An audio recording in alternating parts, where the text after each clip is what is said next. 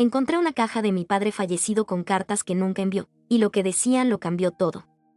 Hay cosas que los muertos no pueden explicarse. No porque no hubieran querido hacerlo, sino porque el tiempo que tuvieron no alcanzó, o porque el valor no llegó en el momento correcto, o porque creyeron que había más tiempo del que había, y que no hay manera de saber cuál de esas razones fue la de cada uno. Mi padre murió con demasiadas cosas adentro, y yo las encontré 3 años después en una caja de zapatos de cartón, de las de tapa dura que guardan la forma, dentro del armario de su cuarto detrás de una pila de ropa doblada que nadie había movido desde que él se fue, porque mover la ropa de un muerto tiene algo específicamente difícil que no es exactamente lo mismo que mover sus otras pertenencias, que la ropa estuvo en contacto con el cuerpo de una manera que los objetos no, y que decidir qué hacer con ella requiere una disposición que ninguno de nosotros había tenido en los 3 años anteriores. La caja no tenía etiqueta. No tenía ninguna señal de que lo que contenía fuera lo que era. Era simplemente una caja de zapatos vieja que yo abrí porque estaba ordenando las cosas de su cuarto y porque había llegado el momento de hacerlo. Antes de contarles lo que encontré, necesito contarles quién era mi padre, porque el peso de lo que estaba en la caja depende completamente de quién era la persona que las había escrito. Mi nombre es Elena. Tengo 39 años. Mi padre, Tomás, murió hace 5 años de un infarto cuando tenía 64. La muerte fue rápida, de las que la medicina describe con términos técnicos que no capturan del todo lo que significa para quienes se quedan, que no dan tiempo de prepararse, que no dan tiempo de decir lo que uno hubiera querido decir, que no dan tiempo de nada excepto de procesar que algo que existía ya no existe. Eso lo sabemos todos en la familia, que la última vez que lo vimos fue una tarde ordinaria de martes, que nadie dijo nada especial porque no había ninguna señal de que fuera a ser la última vez, y que después de esa tarde ordinaria de martes ya no hubo nada más. Tomás era un hombre de pocas palabras en el sentido más literal de la expresión, no como frase hecha sino como descripción precisa de cómo funcionaba. No era callado de manera hostil, de las personas que callan como manera de mostrar desagrado. No era callado de manera melancólica, de las personas cuyo silencio pesa y que hace que uno se pregunte qué están pensando. Era callado de la manera en que son calladas las personas que procesan las cosas de manera interna y que no tienen el hábito de verbalizarlas, porque para ellas la verbalización no forma parte del proceso sino que viene después, cuando ya está resuelto, y a veces no viene en absoluto porque lo resuelto ya no necesita decirse. Con mis hermanos y conmigo la relación era buena, pero no era de las que se construyen sobre conversaciones largas o sobre la costumbre de hablar de cómo se siente uno. Era de presencia, de estar ahí de manera constante y confiable, de hacer cosas juntos sin necesitar que esas cosas tuvieran un comentario que las explicara o las enmarcara. Eso a mí me había parecido suficiente durante mucho tiempo y a veces me había parecido insuficiente, no porque lo que ofrecía no fuera real, sino porque había algo que yo buscaba en el que no podía encontrar de la manera en que lo buscaba. Y esa ambivalencia sobre el tipo de padre que era Tomás, que no era mala sino simplemente compleja, era parte de lo que me había quedado sin resolver cuando murió. La pregunta de si lo que tuvimos era lo que podíamos haber tenido o si había algo más que ninguno de los dos había sabido cómo alcanzar. Lo que encontré en la caja eran 17 cartas, dobladas en 3 y metidas cada una en un sobre con un nombre escrito en el frente, escritas a mano, en el tipo de letra ordenada y pequeña que tenía mi padre cuando escribía algo que quería que fuera legible, que era diferente a su letra de todos los días, que era más descuidada. Cada carta iba dirigida a una persona diferente. Había 2 para mi madre. Había una para cada uno de mis 3 hermanos.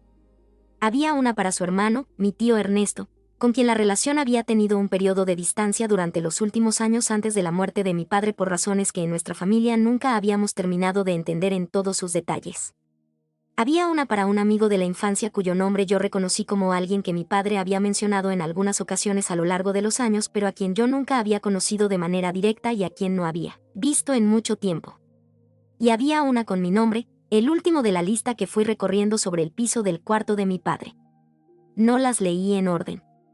No leí la mía primero, aunque la tentación fue inmediata. Lo que hice, sentada en el piso de madera del cuarto de mi padre con la caja en el regazo y la ropa del armario esparcida a mi alrededor donde la había ido poniendo mientras ordenaba, fue sacar todas las cartas una por una, mirar los nombres escritos en cada sobre con esa letra que reconocí de inmediato, y quedarme con ellas en la mano durante un tiempo que no supe medir con precisión, porque ese tipo de momentos no tienen duración normal en la percepción de quien los vive. La primera carta que abrí fue la de mi madre, con su permiso, porque me pareció que era ella quien tenía el derecho más inmediato sobre lo que esas cartas contenían. Mi madre leyó su carta en silencio, en la sala con la puerta entrecerrada, mientras yo esperaba en la cocina haciendo café que ninguna de las dos terminó de tomar. Cuando salió tenía los ojos húmedos pero no lloraba, que era la manera en que mi madre siempre había manejado las emociones grandes, con los ojos que mostraban lo que había adentro sin que el cuerpo lo desbordara. Me dijo que lo que decía la carta era entre ella y mi padre y que no iba a compartirlo, pero que me agradecía haberle dado la carta. Que habérsela guardado hubiera sido equivocado. Eso también me dijo algo sobre mi madre que ya sabía en abstracto pero que en ese momento vi de manera muy concreta, que había cosas entre ella y mi padre que no eran nuestras aunque fuéramos sus hijos, que eran de ellos dos solos en el espacio privado de 40 años de matrimonio, y que la muerte no hacía esas cosas menos privadas sino quizás más. Llamé a mis hermanos esa misma tarde, uno por uno, para decirles lo que había encontrado. Las 3 llamadas fueron diferentes. Mi hermano mayor preguntó de inmediato cuántas cartas había y si había una para él, con la practicidad de siempre. Mi hermana del medio estuvo en silencio durante unos segundos que yo no interrumpí antes de decir que necesitaba saber qué decía la suya. Mi hermano menor, el más joven, preguntó si yo ya había leído la mía. Los 4 vivíamos en ciudades diferentes y la reunión no podía ser inmediata, pero acordamos sin mucha discusión que nos veríamos el fin de semana siguiente para leer las cartas en la casa de nuestra madre. Eso fue lo que hicimos. El fin de semana fue uno de los más extraños que recuerdo en nuestra familia, de esos que tienen una atmósfera específica que ninguno de los que estaban puede describir del todo a alguien que no estuvo. Llegamos los 4 al mismo lugar, que no habíamos hecho desde el funeral, con el peso específico de saber que lo que íbamos a leer era algo que nuestro padre había escrito para cada uno de nosotros sin que nosotros lo supiéramos, sin que él lo hubiera enviado, y sin que hubiera ninguna posibilidad de preguntarle nada sobre lo que decía. Ninguno sabía lo que decía la carta del otro. Ninguno sabía tampoco con certeza lo que decía la propia.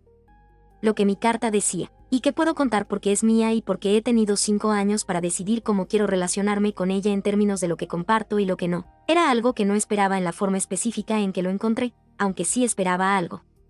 Mi padre me decía que sabía que yo había cargado durante años con algo que él nunca había sabido cómo nombrarle directamente, que nuestra relación, siendo buena en todos los aspectos que importaban en la práctica, había tenido una distancia que venía de él y no de mí. Que él había sido el tipo de padre que estaba presente de manera consistente pero que no siempre sabía cómo estar cerca en el sentido de la cercanía que se construye sobre las conversaciones y sobre los sentimientos que se comparten. Que esa diferencia entre presencia y cercanía era algo que él había sentido desde adentro durante años pero que nunca había sabido cómo cruzar de una manera que le saliera de manera natural. Que lo lamentaba. Que me quería de maneras que no siempre había podido decirme porque no tenía las palabras en el momento en que las necesitaba, y porque cuando tenía tiempo para pensar las palabras el momento para decirlas ya había pasado, y así habían ido pasando los momentos sin que las palabras llegaran. Leer eso sola en el cuarto que de niña había sido el mío, con la carta doblada en las manos y la letra de mi padre frente a mí, tuvo el efecto específico de algo que uno espera en algún nivel y que sin embargo te golpea de todas formas cuando llega, que era exactamente lo que yo había necesitado escuchar durante años sin saber pedirlo porque no sabía que necesitaba pedirlo. Que llegaba 5 años tarde en términos del tiempo desde que fue escrita, y 3 años después de que él murió en términos del tiempo que yo había estado sin poder leerla, y que de todas formas contaba, de la única manera en que puede contar algo que llega fuera del tiempo en que hubiera cambiado las cosas de manera diferente. Que no era lo mismo que habérselo escuchado decir en una conversación real, con su voz y con su cara frente a mí. Pero que no era nada tampoco, que era mucho más que nada, y que eso también importa. Lo que cambió después de leer las cartas no fue mi memoria de mi padre, que siguió siendo la misma persona que había sido, con las mismas escenas que componen el recuerdo de alguien que ya no está, su manera de tomar el café, los domingos con el diario, la forma en que reparaba las cosas de la casa sin pedir ayuda. Esos recuerdos no cambiaron. Lo que cambió fue la imagen que yo tenía de él hacia adentro, la interpretación que le daba a lo que había sido, de alguien que había tenido una distancia que yo no entendía del todo y que en los momentos más difíciles interpretaba como falta de interés, a alguien que había tenido una distancia que entendía perfectamente bien desde adentro pero que no había podido cruzar de la manera que hubiera querido. Esa diferencia, entre no entender y entender, es la que cambió todo en el sentido en que el título de esta historia lo promete. Aunque cambiar todo no signifique cambiar todo de golpe, sino cambiar la base desde la que se entiende el resto. Mi tío Ernesto recibió su carta de mi parte, enviada por correo certificado porque vive en Trujillo y no había manera de entregársela en persona en un plazo razonable. No me llamó cuando la recibió. Llamó 3 semanas después, para decirme que la había leído y que no sabía qué decir excepto que ojalá hubieran tenido esa conversación en vida. Ese fue el resultado más inesperado de las cartas. Que la carta de mi padre a su hermano produjo una conversación entre Ernesto y el recuerdo de mi padre que no había podido ocurrir cuando los dos estaban vivos. El amigo de la infancia, cuyo nombre era Ricardo y cuya historia con mi padre yo conocía solo de referencias vagas, recibió su carta por el mismo medio. Su reacción fue considerablemente diferente a la de mi tío. Me llamó a los 2 días, con la voz de quien acaba de leer algo que lo ha movido de una manera que no esperaba, para contarme que él y mi padre habían tenido una pelea años atrás por algo que él no quiso detallarme, pero que era suficientemente serio como para haber terminado el contacto entre los dos, y que esa pelea nunca se había resuelto porque ninguno de los dos había dado el primer paso. Y que la carta de mi padre era ese primer paso, escrito antes de que ninguno de los dos supiera que el tiempo que quedaba era el que quedaba. Que llevaba años pensando que mi padre nunca había querido acercarse. Y que la carta decía exactamente lo contrario. Las cartas que no enviamos son las que guardamos en cajones, en bolsillos, en el fondo de armarios detrás de la ropa de invierno, porque no encontramos el momento correcto, o porque el valor no llega cuando lo necesitamos, o porque pensamos que hay más tiempo del que hay y que el momento correcto va a presentarse solo. Mi padre las guardó en una caja de zapatos en el fondo de un armario con la ropa de invierno. No sé si las escribió con la intención de enviarlas algún día o si las escribió solo para escribirlas. No hay manera de saberlo. Lo que sé es que las palabras estaban ahí, completas y en orden, esperando ser leídas por alguien que tuviera la suerte o la mala suerte de abrir la caja correcta en el momento correcto. Yo fui esa persona, por la combinación de haber sido yo quien ordenaba el cuarto y de haber llegado al momento de hacerlo en ese fin de semana específico y no en otro, y con esas palabras, que llegaron 5 años tarde de cuando se escribieron y que de todas formas llegaron de la única manera en que podían llegar dado lo que ocurrió. He tenido que construir una versión de mi padre que es más completa que la que tenía antes de abrir la caja. Esa versión más completa no es más fácil de tener que la anterior, en el sentido de que no resuelve el duelo ni lo simplifica. Pero sí es más verdadera. Y la verdad sobre las personas que amamos, aunque llegue cuando ya no puede cambiarse nada de lo que la rodeaba, tiene su propio valor que no tiene sustituto y que no se agota con el tiempo sino que se asienta, de la manera en que se asientan las cosas que son reales y que uno sabe que van a seguir siendo reales independientemente de cuánto tiempo pase. Hay algo sobre el fin de semana en casa de mi madre que no describí todavía y que creo que es parte importante de lo que fue ese tiempo, que ninguno de nosotros 4 compartió el contenido de su carta con los demás. No porque acordáramos no hacerlo, sino porque de manera natural cada uno entendió que lo que su carta decía era entre él y nuestro padre, y que compartirlo requería una decisión propia y no una expectativa del grupo.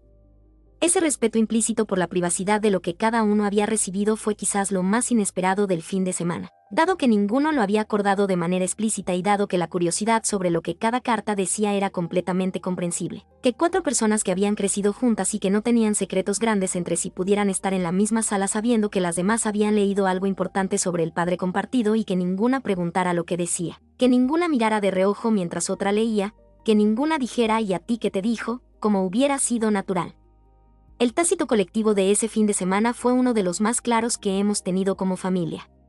Lo que sí compartimos fue la reacción, sin el contenido. Mi hermano mayor, que es el más parecido a mi padre en el temperamento, estuvo callado la mayor parte del tiempo, pero al final de la tarde dijo que la carta le había dado algo que no sabía que le faltaba. Mi hermana del medio lloró, que es algo que ella hace con más facilidad que nosotros y que en ese momento no tenía nada de excesivo. Mi hermano menor, el más joven de los 4, fue el que más habló, dijo que se sentía enojado y agradecido al mismo tiempo, que era una combinación extraña de tener, y que no sabía bien cómo manejar esa mezcla. Eso también fue parte del fin de semana, que 4 personas que habían recibido algo del mismo origen tuvieran reacciones tan distintas que ninguna invalidaba a las demás. Mi madre, durante ese fin de semana, estuvo presente pero discreta. Preparó comida, nos tuvo cerca, y no preguntó ni comentó sobre lo que habíamos leído excepto una vez, al final de la noche del sábado, cuando dijo que Tomás había sido más complejo de lo que muchos de nosotros habíamos visto desde afuera y que ella esperaba que las cartas nos hubieran dado algo de esa complejidad. No dijo más que eso. Pero ese poco que dijo fue suficiente para entender que mi madre sabía cosas sobre mi padre que nosotros no sabíamos y que esas cosas habían sido la base de 40 años de matrimonio, y que la carta que le había escrito a ella era parte de esa historia que no nos pertenecía de la misma manera que le pertenecía a ella. Hay algo que pensé mucho después de ese fin de semana sobre la decisión de mi padre de escribir las cartas pero no enviarlas. Hay varias maneras de interpretarla. La primera es que las escribió con la intención de enviarlas y nunca encontró el momento o el valor.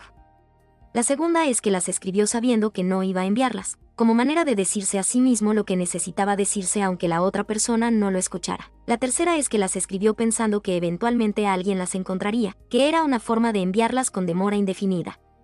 No sé cuál de las 3 es la correcta, y no hay manera de saberlo. Lo que sí sé es que el resultado fue que llegaron, que esa llegada no fue lo que hubiera sido si hubieran llegado en vida, pero que tampoco fue nada. Lo que cambió de manera más concreta en mi vida después de leer la carta de mi padre fue algo que no esperaba que cambiara, que yo misma empecé a decir más cosas. No de manera dramática ni de repente, sino de manera gradual, con la conciencia nueva de que las cosas que uno no dice pueden quedarse sin decirse de maneras que no siempre son recuperables. Que la brecha entre lo que uno siente y lo que uno dice tiene costos que no siempre son visibles mientras la brecha existe, pero que se vuelven muy visibles cuando ya no hay posibilidad de cruzarla. Esa conciencia, que vino de leer 17 cartas que un hombre callado escribió con cuidado y no envió por razones que no puedo saber con certeza, se instaló en mí de una manera que no desapareció con el tiempo, sino que se fue integrando gradualmente en cómo me relaciono con las personas que importan.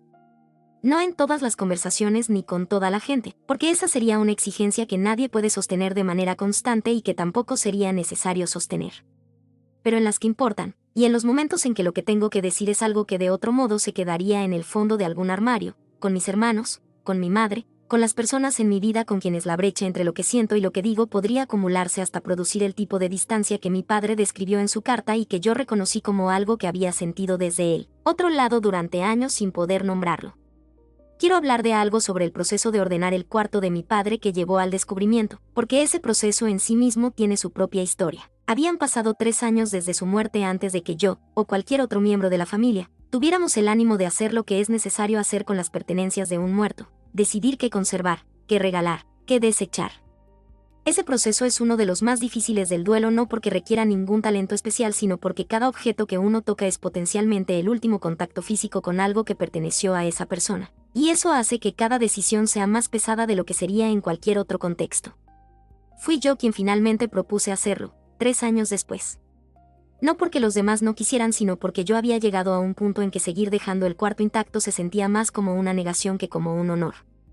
El cuarto de mi padre no era un museo ni debería serlo, y dejarlo como estaba era una manera de no terminar de aceptar que él ya no iba a volver a usarlo. Eso es lo que el duelo hace con los espacios de los muertos. Los convierte en algo suspendido entre el pasado y el presente que ningún vivo puede habitar con normalidad. Estuve en el cuarto de mi padre durante toda una tarde. Empecé por los libros, que eran numerosos y que requerían decisiones sobre cuáles quedarse y cuáles donar. Luego los documentos, que requirieron una revisión cuidadosa antes de poder desecharlos o archivarlos. Luego la ropa, que fue la parte más difícil en términos emocionales porque la ropa tiene algo más inmediato que los objetos, el recuerdo del cuerpo que la usó. Y al fondo del armario, cuando estaba moviendo la ropa de invierno para ver qué había detrás, la caja de zapatos que no tenía etiqueta. Si hubiera llegado al armario media hora antes o media hora después, probablemente la habría movido sin abrirla, pensando que contenía zapatos. El hecho de que la abrí fue casi accidental, la levanté, noté que pesaba más de lo que debería pesar una caja de zapatos vacía o con zapatos adentro, y la curiosidad fue más rápida que la cautela. Eso también es parte de la historia, que el descubrimiento no fue el resultado de buscar algo sino de prestar atención a algo que no coincidía con lo que esperaba. Hay algo que me pregunto a veces sobre las decisiones que tomé esa tarde con las cartas. Podría haber tomado decisiones diferentes. Podría haber cerrado la caja y no haberla abierto, haber decidido que eso era privado de una manera que yo no tenía derecho a acceder aunque fuera la hija del autor. Podría haber abierto la mía y guardado las demás sin leer ni distribuir. Podría haber entregado todas las cartas a mi madre sin abrirlas. Cada una de esas decisiones hubiera producido resultados diferentes. Lo que hice fue la secuencia de decisiones que me pareció correcta en el momento con la información que tenía, y que en retrospectiva sigo creyendo que era la correcta. Informar a los destinatarios de que existían las cartas y darles la opción de recibirlas, dejando que cada uno decidiera qué hacer con la suya. Una persona me preguntó una vez si me arrepentía de haber leído las cartas que no eran para mí, que fueron la de mi madre, que leí con su permiso, y la de mi tío, que no leí antes de enviarla. La respuesta es que no leí la de mi tío. La envolví en papel y la enviamos sin abrirla. La de mi madre la abrió ella misma mientras yo esperaba en otro cuarto. Y las de mis hermanos las abrieron ellos. La única carta que leí completa, aparte de la mía, fue la que no tenía destinatario, que resultó no existir, porque todas tenían nombre. Ese detalle me parece importante porque habla de algo sobre mi padre, que había escrito para personas específicas, no para el aire. Que sabía a quién quería hablarle. Solo que no encontró la manera de hacerlo mientras estaba vivo.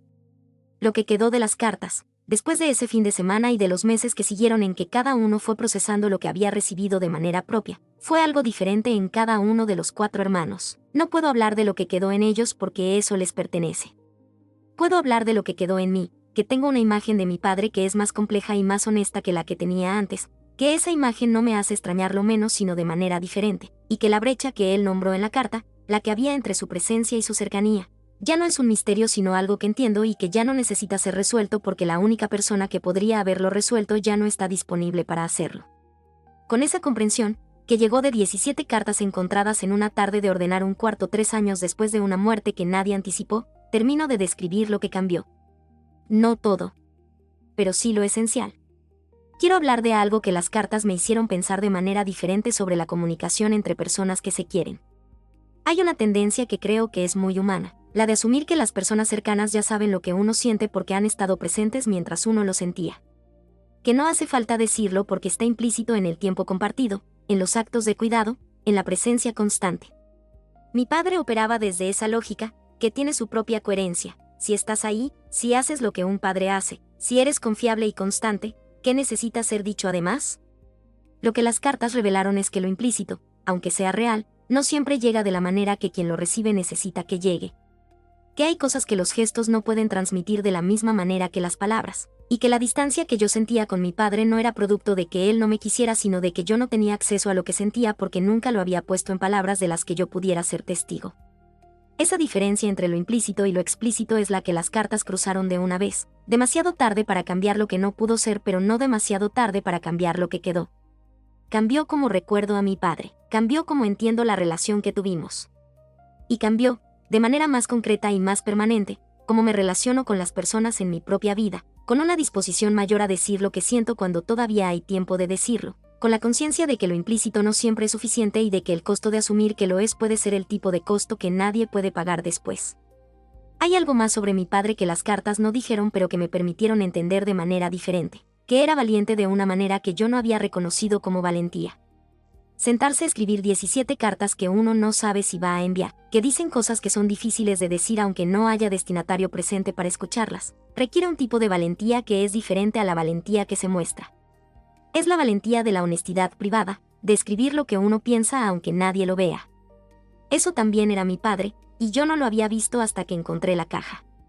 Ricardo, el amigo de la infancia, llamó una segunda vez varios meses después de la primera. Quería que yo supiera que había ido a poner flores en la tumba de mi padre, algo que no había hecho cuando murió porque en ese momento la relación rota lo hacía imposible. Y que frente a la tumba había tenido la conversación que nunca habían podido tener en vida, de una manera que no era lo mismo pero que era lo que había disponible. Me contó eso con la voz de alguien que necesitaba que alguien lo escuchara, y yo lo escuché con la gratitud de quien recibe un regalo inesperado, que la carta de su padre a alguien que yo no conocía bien había producido algo real en el mundo que seguía, que era exactamente lo que mi padre había querido aunque no hubiera podido estar presente para verlo. Mi tío Ernesto también llamó una segunda vez, para el aniversario de la muerte de mi padre. Me dijo que había empezado a ir al cementerio, que antes no iba porque la manera en que habían terminado las cosas entre él y su hermano le hacía difícil estar frente a la tumba. Y que la carta lo había cambiado no de manera que borrara lo que había pasado entre ellos, sino de manera que le daba algo diferente con que pararse frente a ella. Eso también fue algo que no esperaba como resultado de haber encontrado la caja, que los efectos se siguieran produciendo meses después, en personas a quienes yo no conocía del todo, de maneras que ninguno podía haber anticipado cuando mi padre se sentó a escribir. Con todo eso, con los efectos que siguen produciéndose y con la imagen de mi padre que es más completa que la que tenía antes, y con Tomás que sigue siendo el mismo hombre de pocas palabras que siempre fue pero que ahora yo entiendo de manera diferente, la historia está contada.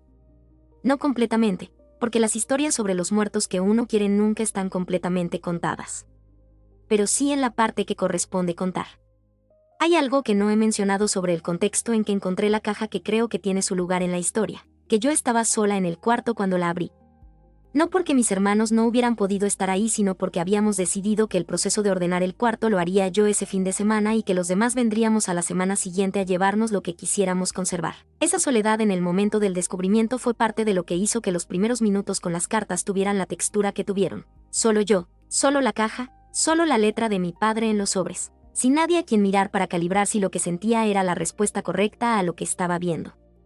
Esa soledad me parece ahora parte de lo que fue necesario, aunque no lo hubiera planificado. Las primeras reacciones a algo de esa magnitud son más honestas cuando uno está solo porque no hay nadie a quien responder ni ninguna expectativa que gestionar. Lo que sentí en esos primeros minutos con la caja en el regazo fue una mezcla de cosas que no tenían un nombre simple, algo parecido al asombro, algo parecido a la tristeza, algo parecido a la gratitud extraña de quien recibe algo que no esperaba y que al mismo tiempo le recuerda lo que perdió. Esa mezcla no tenía jerarquía clara, no había una emoción que dominara a las demás, y eso también fue parte del momento. Lo que hice después de los primeros minutos fue lo que cualquier persona haría, creo, llamar a alguien. No a mis hermanos de inmediato, sino a mi madre, que era la persona que más directamente era afectada por lo que yo había encontrado y que tenía el derecho más inmediato de saberlo.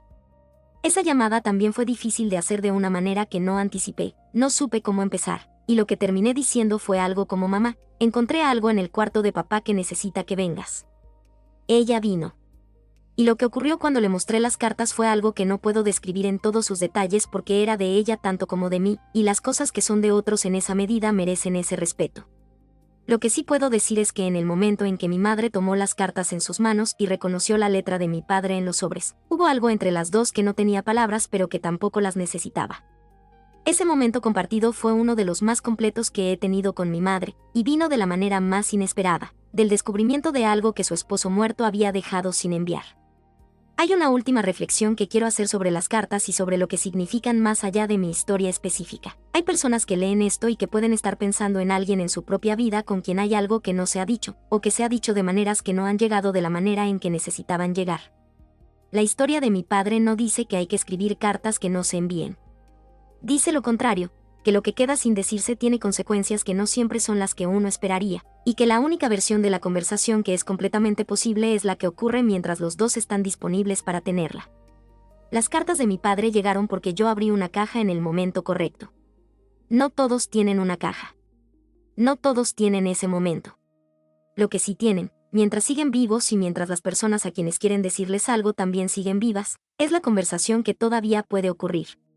Esa conversación, que en el momento puede parecer difícil o innecesaria o inoportuna, es la que mi padre no pudo terminar de tener de manera directa y que terminó teniendo a través de 17 cartas de cartón encontradas 3 años después de que ya no importaba lo que él pensaba sino solo lo que había dejado escrito. Si hay algo que llevarse de esta historia, es eso, que el momento de decir lo que se necesita decir es el que existe, no el que se espera que llegue.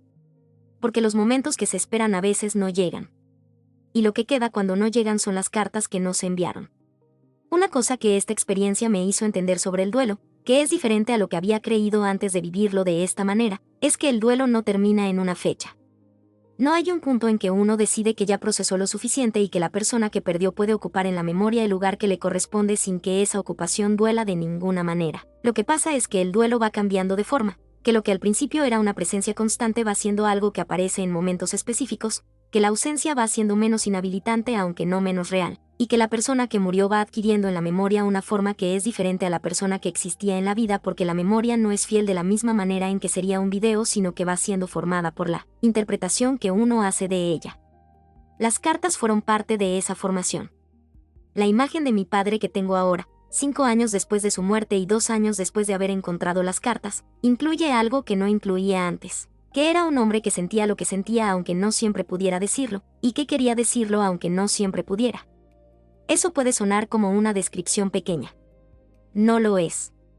Es la diferencia entre un padre que estaba presente por hábito o por sentido de la responsabilidad y un padre que estaba presente porque quería estar y que además de querer estar quería algo más que no sabía cómo alcanzar. Tomás era las dos cosas al mismo tiempo. El hombre callado que nunca dijo suficiente y el hombre que cuando encontró el papel y la pluma dijo todo lo que no había podido decir de otra manera. Esas dos cosas coexisten en la misma persona y en la misma historia, y tenerlas juntas en la imagen que tengo de él es lo que hace que esa imagen sea más verdadera que la que tenía antes. Hay algo sobre la carta específica que me escribió a mí que no he contado del todo, que al final, después de todo lo que decía sobre la distancia y sobre el lamento, había una oración que era más simple que todo lo anterior. Decía solo que me había visto crecer con un orgullo que nunca había sabido cómo decirme directamente, y que esperaba que de alguna manera yo lo hubiera sabido aunque él nunca lo hubiera dicho. Esa oración, que en el contexto de la carta era el final y que por eso tenía el peso de lo que cierra algo, fue la que más tardé en poder leer sin que se me nublara la vista. No porque fuera la más importante, sino porque era la más directa, y la directa llega diferente que la elaborada. Elena no es mi nombre real. Tomás tampoco. Las cartas existen, las 17, guardadas en una caja diferente a la original que ahora está en mi casa. Mi padre existió de la manera en que lo describí, y la caja en el armario también existió. Y el fin de semana en casa de mi madre con mis hermanos también existió, con toda la extrañeza específica de ese tipo de reunión que ninguno de nosotros podrá describir del todo a alguien que no estuvo. Con todo eso, y con la conciencia de que las palabras que se quedan sin decir tienen destinos que nadie puede anticipar cuando decide no decirlas, la historia está contada. 17 cartas. Una caja de zapatos. Y la conversación que mi padre tuvo con todos nosotros desde el otro lado del tiempo disponible. Eso es lo que hay. Quiero hablar de algo sobre la carta de mi hermano menor, que es el más joven de los 4 y que fue el que reaccionó de manera más activa y más verbal ese fin de semana. Él dijo, en un momento de la tarde del sábado cuando los 4 estábamos en la sala después de haber leído cada uno la suya, que lo que más le costaba era no poder responder. Que leer algo de su padre y no poder decirle nada de vuelta era la parte más difícil que el contenido de lo que la carta decía. Eso que él verbalizó con la facilidad que siempre tuvo para poner las cosas en palabras era algo que los otros 3 también sentíamos pero que ninguno había sabido nombrar de esa manera. La asimetría de la comunicación con los muertos, que ellos dicen y nosotros escuchamos, y que lo único que podemos hacer con lo que escuchamos es cargarlo. Mi hermano mayor, que es el más parecido a mi padre, no dijo nada cuando mi hermano menor dijo eso. Lo que hizo fue pararse, ir a la cocina, volver con 4 vasos de agua, y ponerse a hablar de mi padre en el tiempo presente durante los siguientes 20 minutos. Eso también fue su manera de responder, aunque no era a la carta sino a lo que su hermano había dicho, y aunque el interlocutor no pudiera escucharlo. Mis hermanos son así de distintos entre sí, y mi padre los conocía lo suficiente como para haberle escrito a cada uno una carta diferente. Lo que ese fin de semana fue, en su conjunto, es algo que no tiene un nombre preciso. No fue un velorio, que ya había pasado años antes. No fue una reunión de cumpleaños ni una celebración de ningún tipo. Fue algo más específico que ninguna de esas categorías. 4 personas que recibieron simultáneamente una versión de su padre que ninguna había tenido antes, y que procesaron esa versión de maneras que reflejaban exactamente quiénes eran cada uno. Mi hermana llorando, mi hermano menor hablando, mi hermano mayor sirviendo agua, y yo mirando a los 3 con la conciencia de que la caja que había encontrado había producido eso. Ese resultado, que yo no había podido anticipar cuando abrí la caja en el piso del cuarto de mi padre, fue el más importante de todos los que siguieron, que 4 personas que habían crecido juntas y que se querían pero que rara vez se habían sentado a hablar de lo que cada uno sentía sobre su padre estuvieran ahora en la misma sala procesando eso juntas. No de manera perfecta ni de manera que resolviera todo lo que cada uno tenía sin resolver. Pero juntas, que es diferente a hacerlo solo, y qué es lo que quería mi padre aunque no estuviera ahí para verlo. Eso también lo sé ahora, que las cartas no eran solo para cada destinatario sino para la familia como conjunto. Que lo que mi padre quería no era solo que cada uno supiera lo que le había escrito sino que ese saber ocurriera en el contexto de los demás. No lo planeó de esa manera con certeza, o al menos no hay manera de saber si lo planeó de manera deliberada, porque las personas calladas que escriben cartas que no envían tienen sus propias razones que no siempre son transparentes. Pero el resultado fue ese, porque yo tomé la decisión de compartirlas de la manera en que las compartí. Y ese resultado, el de 4 hermanos y una madre que pasaron un fin de semana procesando lo que un hombre callado había encontrado la manera de decir desde un papel, es lo que más me parece un regalo de los que tienen demasiados pliegues como para verse del todo desde adentro. Con ese regalo, que llegó de una caja de zapatos en el fondo de un armario, y con la imagen de mi padre que es más completa que la que tenía antes de encontrarla, la historia tiene todo lo que necesita. Lo que queda ahora es simplemente seguir teniendo las conversaciones que todavía pueden tenerse. Eso, que después de esta historia parece lo más sencillo del mundo, es también lo más importante. Y para no perderte ninguna historia, suscríbete a Historias Reddit en serio,